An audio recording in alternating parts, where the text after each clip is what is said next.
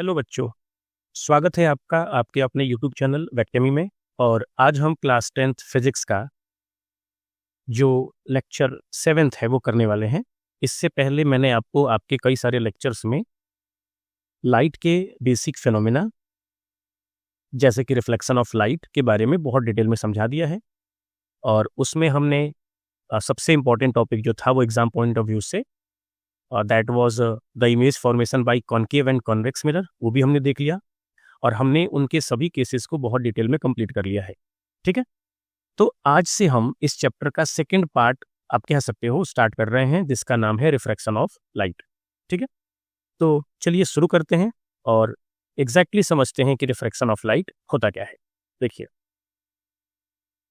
जैसे कि लेट से ये एक तरीके का रेक्टेंगुलर स्लैब है।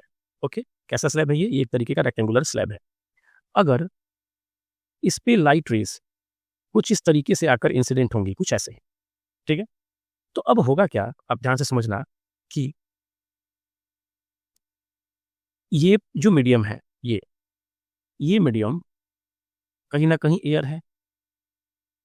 इट मीन्स कि ये जो मीडियम है वो मीडियम इसके कंपैरिजन में डिफरेंट है। ठीक, ये जो मीडियम है ये ग्लास है। अगर ये एक रेक्टेंगुलर ग्लास स्लैब है तो ये ग्लास का बना होगा। ठीक, तो जब लाइट रे, जैसा कि आप देख पा रहे होंगे, किसी एक मीडियम से दूसरे मीडियम में एंटर करती है तो एंटर करते समय लाइट की जो स्पीड होती है वो वेरी कर जाती है।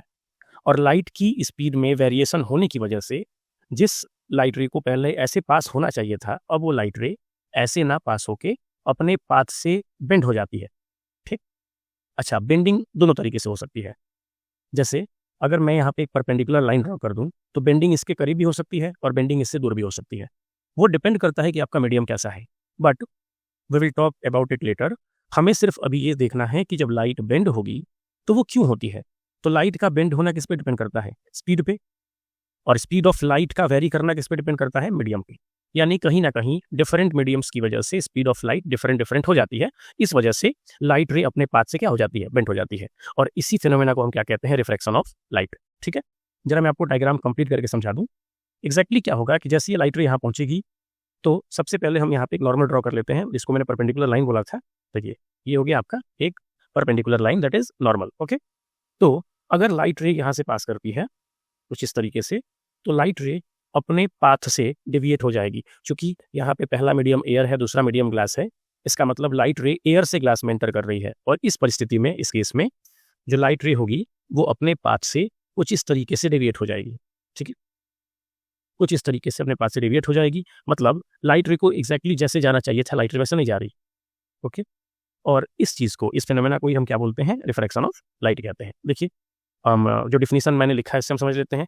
When light passes obliquely from one transparent medium to another it bend from its original path. मैं भी तो अभी यही कह रहा था कि जब लाइट रे एंटर करेगी तो अपने ओरिजिनल पाथ से ना जाते हुए थोड़ा सा बेंड हो जाएगी। ठीक, और वो बेंडिंग नॉर्मल की तरफ भी हो सकती है, यानी टुवर्ड्स नॉर्मल भी जा सकता है वो लाइट रे, और बियॉन्ड द नॉर्मल भी जा सकता है, मतलब कि जो आपका नॉर्मल है उससे दूर भी जा सकता है। तो अभी हम सिर्फ बात कर रहे हैं बेंडिंग की। तो जब बेंड हुआ तो उसी बेंडिंग ऑफ लाइट को हम क्या बोलते हैं? रिफ्रैक्शन बोलते हैं। ओके, तो अब दिमाग में ये क्वेश्चन आएगा कि किस केस में लाइट की स्पीड ज़्यादा होगी, किस में कम होगी, कब लाइट रे नॉर्मल की तरफ बेंड होगा, कब नॉर्मल से दूर बेंड होगा। तो चलिए जरा इस चीज़ को हम अब डिटेल से समझ लेते हैं कि लाइट रे से एसोसिएटेड कौन कौन सी ऐसी फिनोमेना है जो रिफ्रैक्शन ऑफ लाइट में जानना हमें जरूरी है। तो देखिए, इसके लिए सबसे पहले तो आपको ये समझना होगा कि जो मीडियम्स होते हैं, जो मीडियम होता है वो मीडियम, पहले तो मीडियम कहते हैं किसको है? मीडियम। देखिए, यहाँ के लिए जो मीडियम वो प्लेस है, वो रीजन है जहाँ से लाइट रे पास हो रही है। ठीक, अब लाइट रे कैसे भी पास हो तो वो किसी ना किसी मीडियम से होकर ही पास होगी। अब आपको ये समझना होगा कि मीडियम जनरली दो टाइप के होते हैं। पहले वाले को हम कहते हैं रेयरर मीडियम, ठीक है, and the second one is denser medium. यानी मीडियम फिलहाल में दो प्रकार के होते हैं, एक रेयरर और एक डेंसर। देखिए, हम ये कैसे पता लगाएंगे कि कौन सा मीडियम रेयरर है और कौन सा डेंसर है? तो उसके लिए आपको क्या करना होगा कि where number of particles are less, जहां पे नंबर ऑफ पार्टिकल्स बहुत कम होंगे उस मीडियम को हम क्या बोलेंगे? रेयरर बोलेंगे। And where number of particles are more, हम इसको क्या बोलेंगे? डेंसर बोलेंगे। देखिए ओवरऑल जो रेयर और डेंसर मीडियम का कॉन्सेप्ट है ये एक कंपेरेबल क्वांटिटीज बेस्ड है। देखिए कैसे, जैसे मैं इसके लिए आपको एक एग्जांपल समझा रहा हूँ।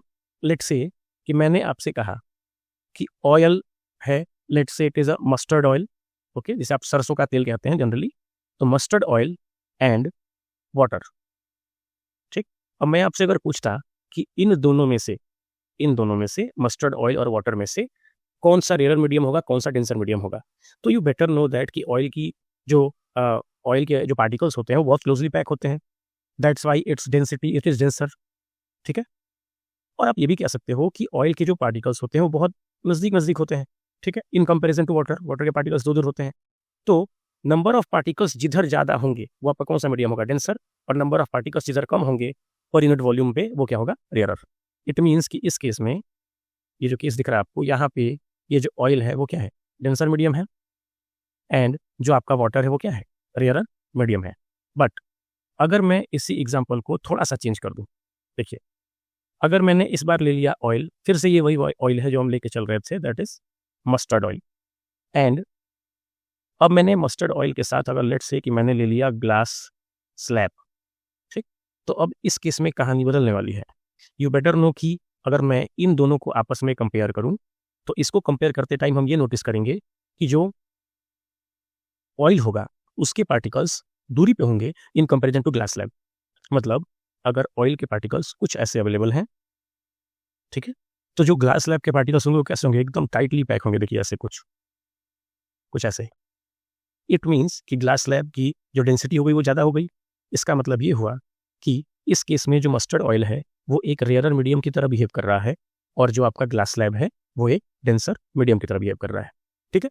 तो आई थिंक आपको अब ये समझ में आ गया होगा कि मीडियम जो दो टाइप के होते हैं, रेयरर और डेंसर, उन दोनों में क्या क्या डिफरेंसेस होते हैं, ठीक। अब हम ये समझेंगे कि इन मीडियम्स की वजह से स्पीड के वेरी होने का क्या मतलब है, या फिर स्पीड अलग अलग कैसे होती है। तो देखिए उसके लिए पहले आप ये समझो कि मैंने अभी आपको बताया था कि रेयरर मीडियम में पार्टिकल्स कम होते हैं। अब अगर आप ऐसे समझो कि आप किसी रोड से क्रॉस कर रहे हो और वहाँ पे number of bikes, number of cars, number of people that are travelling along the road are very less, मान के चलो बहुत कम है। उस केस में क्या होगा कि आपकी, अगर आप बाइक से जा रहे हो तो आपकी बाइक की स्पीड क्या होगी, बहुत ज़्यादा होगी। इट मीन्स हम ये कह सकते हैं कि जहाँ पे बात होगी रेयरर मीडियम की वहाँ पे नंबर ऑफ पार्टिकल्स क्या है, कम है, ठीक है, और जहाँ पे बात होगी डेंसर मीडियम की वहाँ नंबर ऑफ पार्टिकल्स क्या है, ज़्यादा है। तो अगर नंबर ऑफ पार्टिकल्स कम होंगे तो स्पीड क्या होगी, ज़्यादा, यानी स्पीड या वेलोसिटी आप जो भी बोल लो, ज़्यादा होगी। और अगर नंबर ऑफ पार्टिकल्स ज़्यादा है तो स्पीड क्या होगी, कम होगी। तो इसी मीडियम के बेस्ड पर हम ये बताते हैं कि किसकी स्पीड ज़्यादा और किसकी स्पीड कम है, और इसी स्पीड के वेरिएशन की वजह से क्या होता है, रिफ्रैक्शन ऑफ लाइट होता है, ओके। तो अब आपको ये समझ में आ गया होगा कि कहाँ स्पीड कम होगी, कहाँ ज़्यादा होगी, ठीक। अब आपको एट लास्ट रिफ्रैक्शन से रिलेटेड दो बातें आपको याद रखनी है, ठीक है। मतलब वेयर बेंडिंग अकर्स, मतलब एग्जैक्टली बेंडिंग किधर की तरफ होगा। तो आप ध्यान रखिएगा, पहला केस, अगर लाइट रे रेयरर मीडियम से पास करती है डेंसर मीडियम में, तो इस केस में स्पीड जो होगा लाइट का वो कम हो जाएगा, speed of light will be less, क्योंकि मीडियम क्या है, डेंसर है। और इस केस में जो लाइट रे होगी, ठीक है, इस केस में जो लाइट रे होगा इज बेंडिंग टुवर्ड्स नॉर्मल। इस केस में जो लाइट रे है वो नॉर्मल की तरफ बेंड होने वाला है, ओके। और इन द सेकेंड केस इसका ठीक अपोजिट, अगर डेंसर से रेयर में पास करेगा तो इस केस में जो स्पीड होगा वो इंक्रीज करेगा, और अगर स्पीड इंक्रीज करेगा तो लाइट रे is bending away from normal. मतलब इस केस में लाइट रे कहाँ जाने वाला है, नॉर्मल से दूर जाने वाला है। तो ओवरऑल जो आपका ये नीचे का जो मैंने अभी लिखा हुआ है इसको आपको नोट करना बहुत जरूरी है कि बेंडिंग किधर की तरफ होगा। अब मैं इसी बात को आपको एक एग्जांपल के थ्रू समझा देता हूँ ऊपर कि किस केस में क्या होने वाला है। देखिए इसको हम जनरल ऐसे डायरेक्ट समझ लेते हैं। जैसे अगर ये एक ग्लास स्लैब है, तो अगर लाइट रे, ये रेयर मीडियम हो गया आपका, रेयरर से डेंसर में क्रॉस करती है तो ये नॉर्मल होगा, और ये नॉर्मल की तरफ मुड़ेगा, ठीक है। मतलब वो सीधे ना जाके, वो दूर ना जाके नॉर्मल की तरफ आ जाएगा। बट अगर हम इसी का सेकंड केस देखें, देखिए ये ग्लास स्लैब हो गया। अब इस बार अगर ग्लास स्लैब में ये इंसिडेंट लाइट रे हुआ ग्लास स्लैब का, ये हो गया नॉर्मल, तो इस केस में नॉर्मल से क्या जाएगा, दूर जाएगा। तो आप दोनों केस को ध्यान से देख सकते हैं कि इस केस में जब लाइट रे रेयरर से डेंसर जा रही थी तो it bend towards the normal, और इस केस में जब लाइट रे डेंसर से रेयरर की तरफ जा रही थी तो ये नॉर्मल से दूर जा रही थी, यानी नॉर्मल के बियॉन्ड बेंड हो रही थी, ओके। तो उम्मीद करता हूँ कि आपको आज का lecture that is refraction of light का बेसिक कॉन्सेप्ट समझ में आया होगा। हम ऐसे ही आगे आने वाले लेक्चर्स में इसे और डिटेल में समझने वाले हैं, ठीक है। तो अगर आपको चैनल अच्छा लगा, अगर आपको वीडियो अच्छा लगा, तो चैनल को लाइक और सब्सक्राइब जरूर करें और इसे अधिक से अधिक शेयर भी करें, ठीक है। Thank you.